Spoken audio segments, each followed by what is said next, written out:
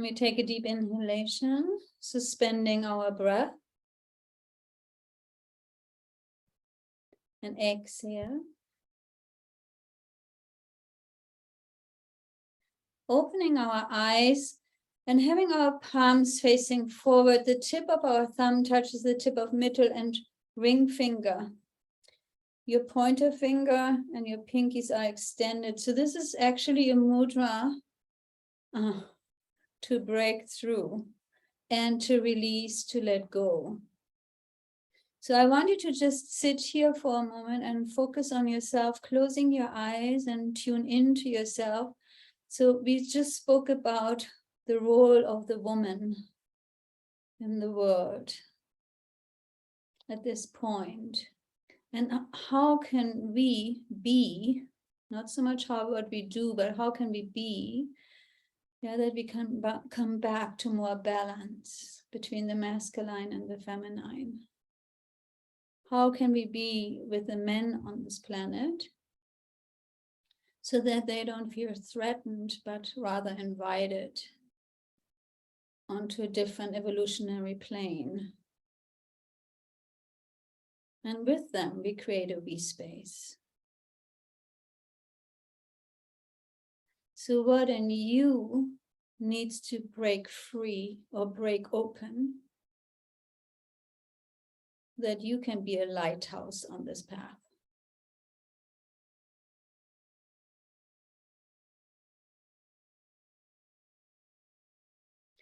And then you can keep your eyes closed. You open your lips, your mouth, your lips are rounded, and you just in and exhale through your open mouth.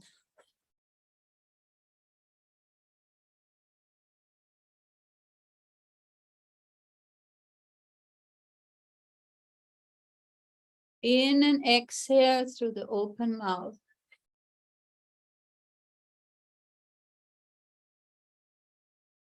You don't have to breathe fast, just consistently.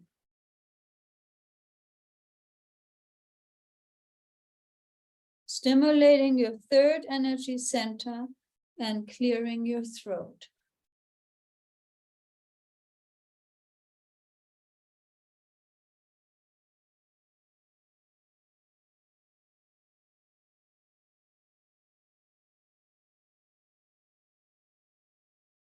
Steady rhythm.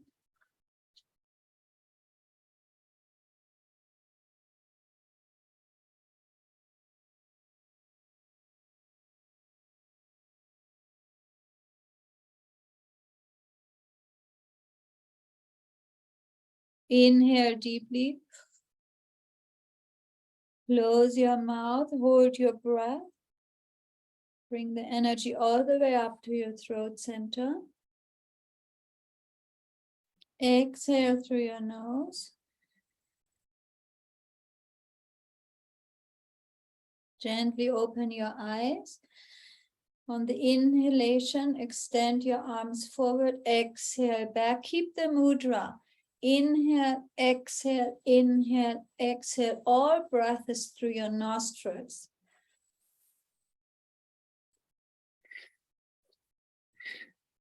Have an emphasis to really open your chest. We just worked the third chakra, bringing the energy now into the heart, and then we express ourselves through the throat.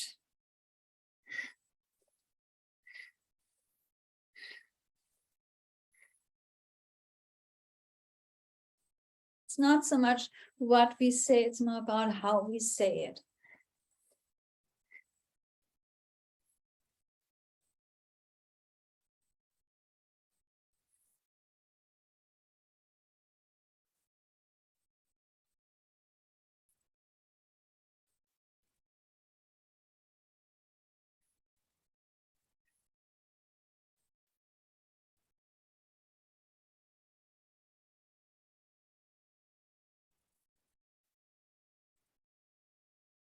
Last 10, 1.